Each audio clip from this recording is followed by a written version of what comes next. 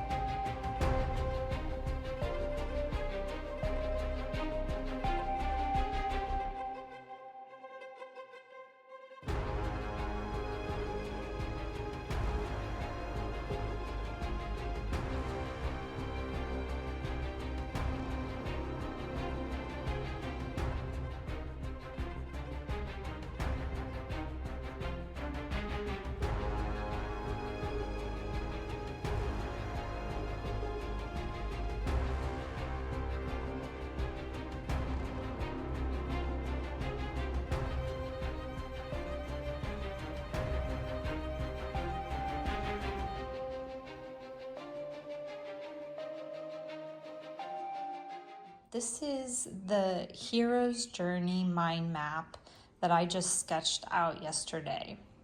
And I'm sitting here before it so that I could shade it and color it and prepare it so that I can create a deck of cards for the Fool's Journey mind map, kind of like a game that I had created a few years ago. And so these cards will go along with that Fool's Journey. So I'm going to call this the hero's journey. That also implies that it's the heroine's journey, and it is my journey. So what I'm sharing with you now in this rambling is that I feel like I have things to say, but no one to share them with. And I do have my daughter and my husband, so not like no one, but like there's no community for me to share and have those conversations with. And so what I'm going to do is, because I feel the need to express it, I'm just going to do that here in my geometry. So I'm going to shade this, and I'm going to listen to my inner dialogue, because in my Earth cycle, my purpose this week, the 7 days, is background. I want to look at the background of my life, of what's going on in the scene, the scene of my experience, my neighborhood, the weather. But then I also realized today, in reading this Florence Given book, How to Live Deliciously, I recognize that I'm also reading my inner dialogue. I'm reading these voices that are having conversations within me of the internalized misogyny, but really just the overall experience of being a human being on this planet at this time. So what I'm going to do is I'm going to read that inner dialogue. I'm going to listen to it. I'm going to take notes probably in my memoir, and I'm going to shade this in and just kind of see what unfolds and what comes together in this heroine's journey of my own personal experience, feeling like I have something to vocalize and I'm afraid to say it, and I'm not sure what it even is. So for me, that's the dragon, and I'm the heroine that feels this foundation below me that is holding me to do something in this lifetime. So I recognize that I'm initiating and breaking out of this block, and that I hear the call and I'm answering it. Okay, so I need a sip of water. I can see that.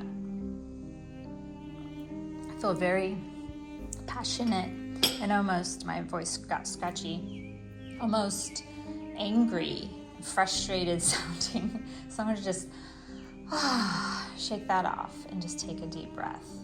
So what I'm saying is I'm the heroine, and I hear this call for me to go out and express myself, say something on camera, and risk being judged. And so I'm intending to face this dragon. And I know that it's going to be a journey that I have to go through. So on that journey, I meet the mentor. And the mentor gives me some sort of gift, advice, recommendation, direction. And so that is the sword in this Fool's Journey game. So you'll have a Fool's Journey card. And then the observation is, or I'm gathering information about me facing this fear of the dragon, of the block, of me being judged for my opinions, my perspective, or my point of life. And so the observation is all of the information that is blocking me from this treasure. I gather that information, and then I find the wand. I evaluate that information, and it unlocks like my game plan as I face the dragon. It gives me the information or the courage to use that solar plexus energy to like really move forward. So you can see, as the heroine, I'm going out on this journey. I recognize what is in my way between me and the treasure at this point. So here I am making this video, and I'm facing the dragon, right? I'm looking at that dragon, or I'm listening to the dragon. So I guess for me, it would be like the dragon's voice, the tongue. And so I'm facing that challenge of feeling judged for whatever it is that I have to say. And that's why I have to kind of force myself to keep making these videos, not just this one about this map, but just all of the content that I've been creating for the last decade. So then, like if this was a game piece, right? But hey, even better, my friend Jeannie gave me this crow.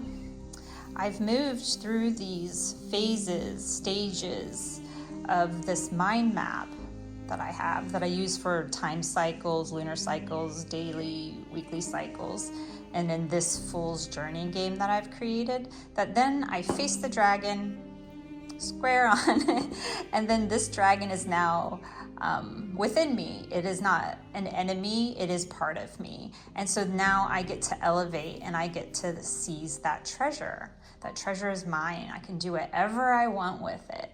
I can be greedy and stingy if I want. I can share it and amplify it if I want. The point is that you've reached out and you've unlocked some perspective. Like if this was a game, this would be at the end of Mario. You capture the flag and you pull the flag, and then you move on to the next level. So then in the express sphere of this mind map, this is where you gain the allies. So now you're on the road home. So you approach the ordeal, face the dragon, seize the treasure, and now you're on the road home. So now you have allies. You have people that you can share this wealth with, and this is where you would get the pentacle. You would get a message for the pentacle cards. And so then once you have the road home, the next stage would be to return with the elixir. So now you need a cup in order to hold your elixir. So in traditional tarot, you have swords, wands, pentacles, and cups. So the traditional symbols are in this Fool's Journey mind map. And then you have your cup. Once you have your cup, now you had to use your pentacles to get the cup. You couldn't have received the cup if you had not done these other steps to get the treasure, to have the pentacles, to buy the cup, to now hold the elixir, the wisdom, the lesson learned from this entire cycle. And then once you have your elixir, you get to become the hero. You get the torch. And then at some point, you'll become the fool again. And then there will be more blocks and challenges that you go out and you meet people. They give you resources and wisdom. You become aware of what's blocking between you and the treasure. You evaluate that. You turn it into magic. You face that dragon. You seize the treasure. Once you have that treasure, you recognize that there's more allies on the road home, that you have these pentacles that you're able to share. And then you buy yourself a cup so you can receive the next lesson in elixir. And you just become the hero over and over again. And that doesn't just happen like sequentially. That's happening multiple layers at multiple times throughout your lifetime. So it's just a perpetual process to many different degrees. And then you could even say, perhaps once you actually pass away from this life, that you come in and you just do the same thing over and over again on a different timeline. So this is the hero's journey, like specifically as Joseph Campbell would have related to it. I'm generalizing it, and then I'm putting it into the human experience, and I'm saying that happens moment to moment and throughout your entire life, and more specifically on 24-hour cycles, 7-day cycles, 28-day cycles, and even 360-day cycles. So my purpose this lunar cycle, this 4-week, 1, 2, 3, 4, is for me to recognize the stage. As Shakespeare says, this is my stage. I'm the lead actress in this role of being me, and I recognize I have a call to be a different character and play out some voice thing that I have to say, so that I can then observe that dragon and seize my treasure, and then just keep playing and making some more mind maps. So that's my rambling. So I guess now I should go ahead and get to the shading and add life to this mind map.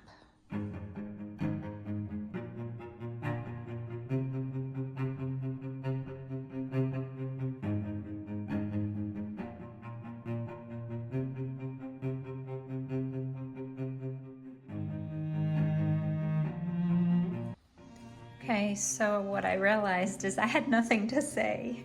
So I went and just did a time lapse of me just kind of doing a general shading to this.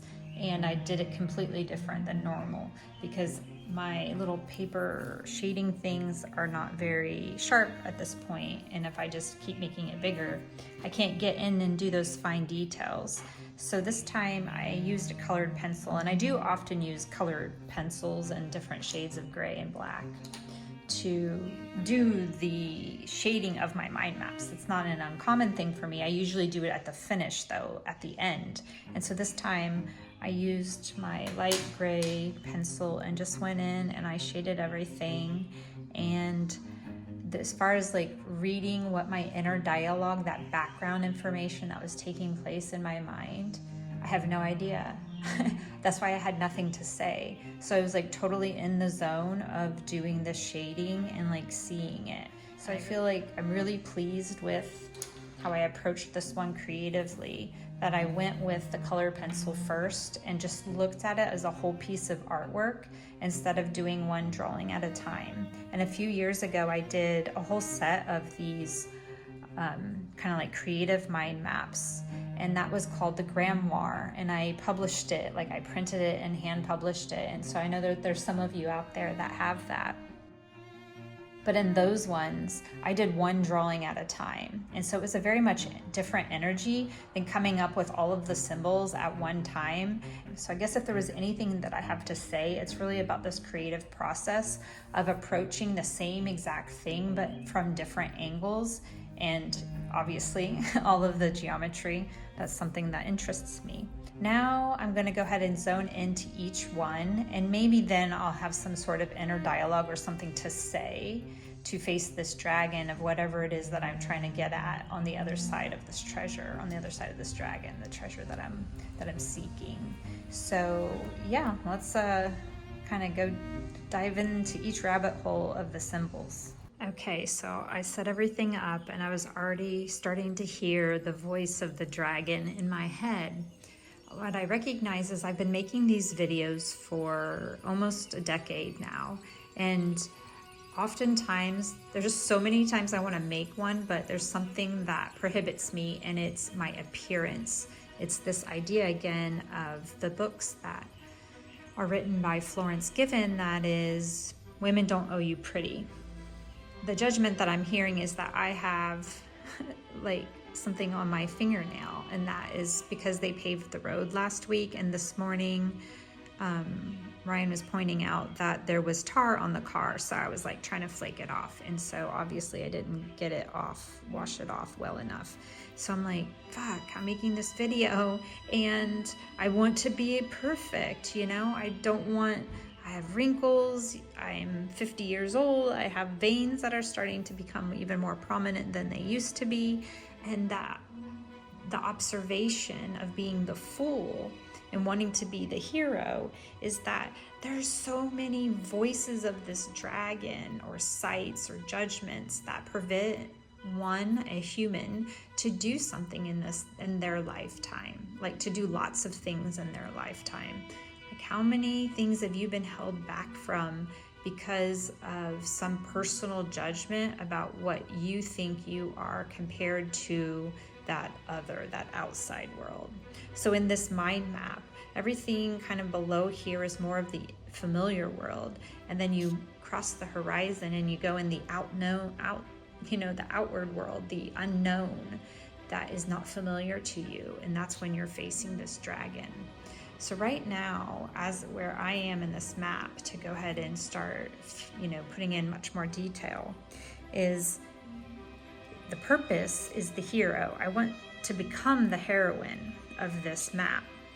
But I begin on my ground sphere. I begin as the fool. And this is actually, I was telling Bodhi last night, that this is actually a symbol that I used to draw a lot as a little kid. So I'm starting more and more to recognize my fascination with orphans and runaways and things like that, even though I did not personally do that. I was a good girl. And hence the reason why I don't want someone to see the imperfection in my nail right now, or that judge me that I'm dirty or something like that. That voice that says you're not good enough. Well, I'm going in the face of that dragon and saying, that's not true. That's not even relating to what's going on. Be quiet, shut up, whatever, move on, go forward. And this is because, one, I've already succeeded because my daughter does this practice with me, and that's all I ever wanted when I began it in the first place. And then, two, I have everything. I think there might be, I paused because I think there might be more than two. Anyways, I have everything that I wanted, like what I've been looking to manifest over the last 10 years, or even more. I have everything, and I've always get all these wonderful opportunities and experiences. I've had such a fascinating life. And now I lost my train of thought. So anyways, maybe that will come back to me. This symbol is the Fool, packed up and ready to recognize that there is some journey to go on, this journey right here. They hear the call. And once they hear the call, they're going to answer that. They're going to initiate.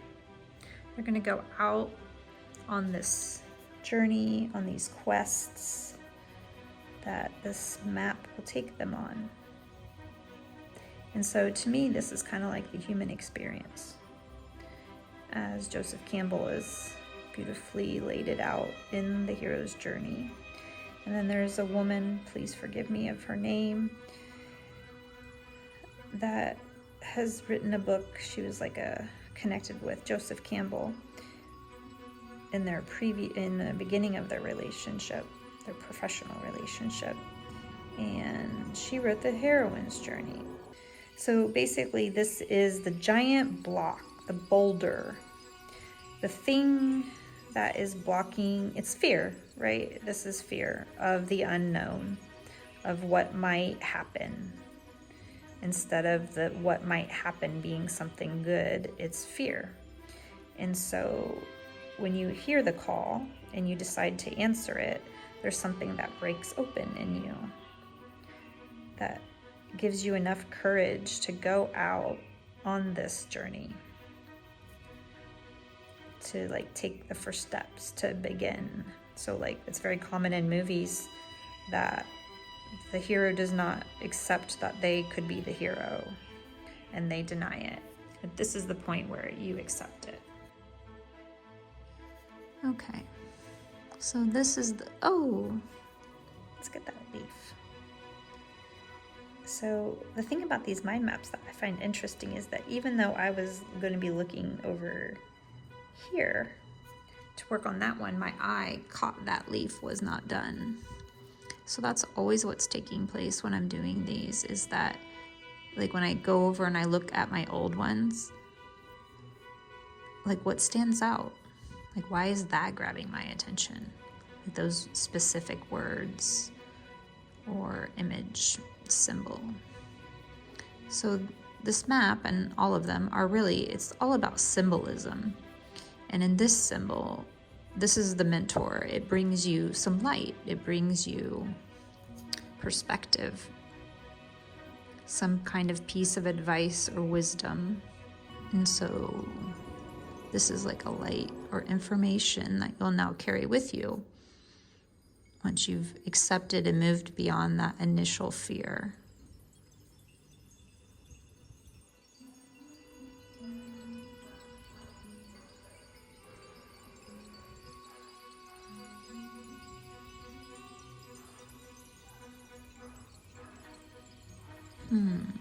So I would say overall, I'm saying I don't think I like the pencils going this direction. I miss the actual shading with the paper, like blending over this. It seems very difficult to keep these sharpened. Maybe I need to learn about the different hardness. Okay, so here what I'm doing. So this is what happens when I'm doing these, and I don't usually, I don't usually make a video of it, me talking, because I am not just getting lost in my thought and being present in the moment of creation. I also seem to be judging myself. Okay, so what is this? So then in this kind of concept, what is this teaching me? Well, one, I'm trying to sharpen the pencil, if that's not obvious as to what I'm doing in the background, rambling. But it keeps breaking off. So this experience is the mentor. I encounter this all the time in my life, and this is how I perceive it. That like when something is not going right, it's telling me, stop, pay attention, go in a different way. So let's have some fun. These are the Draw and Tell choice cards. Should I get my fancy colored pencils out to color this map? Should I get my fancy colored pimples? Okay, so definitely having a block. Resistant. I'm resistant to something. To like, so this is the idea, is that I have something to say and I can't say it. And so this is just a distraction for me saying the important thing. So should I get the other pencils? Not yet. Okay. So let me just try a different color. It's still gray. You could say it's a different color, or you could say it's not a different color. This is two truths.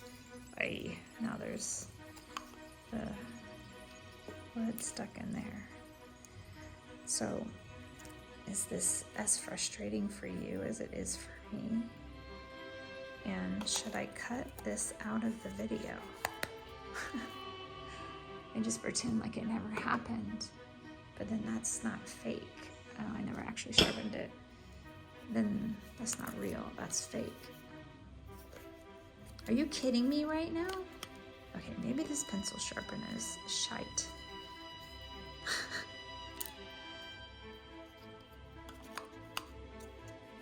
Are you kidding me right now? So what is the lesson? What is the lesson? Go slow. Okay, go slow.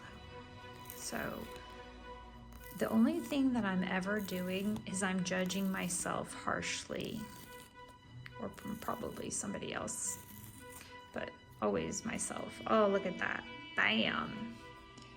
So that was the answer. So I am my inner dialogue. So as mentioned in my daily post about read being my ground sphere, that I'm reading this inner dialogue, it's not kind. It's not being kind to me. And I just let it go on and on.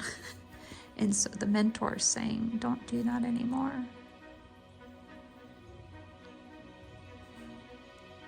Okay, that's much better, huh?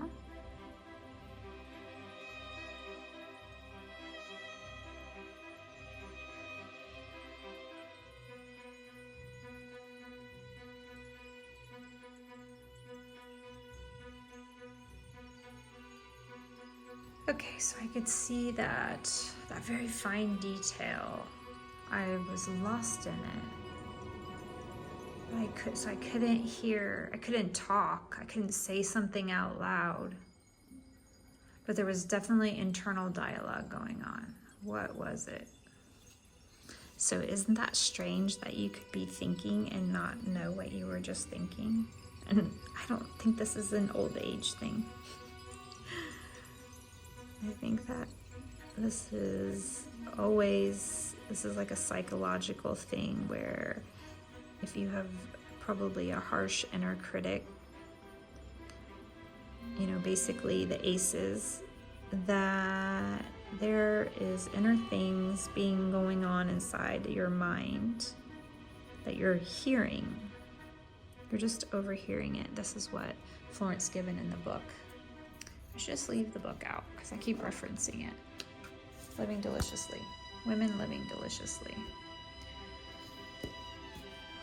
So now we're moving. Okay, so that was the sword. The sword is like the tool that you get, the skill that you get from the wisdom received from the mentor. Now you have it as something that you're going to use on this journey. So this is the first quest in the Fool's Journey, or the first moon phase. This is the waxing crescent moon. This is the symbolism in all of the maps.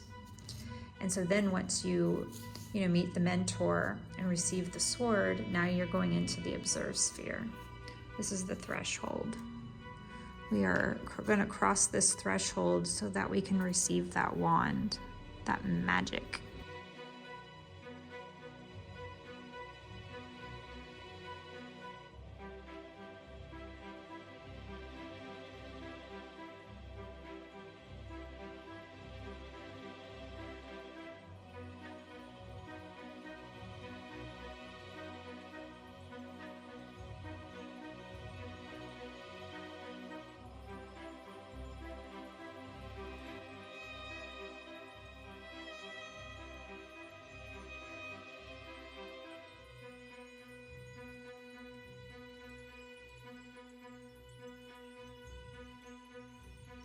Okay, so that's the next layer of the shading, but that's still not the darkest color. So now I have this black pencil that is almost at the end of its life. And I think that it's going to be used here right now, and it probably won't make it past this, because then there's really nothing to sharpen. So,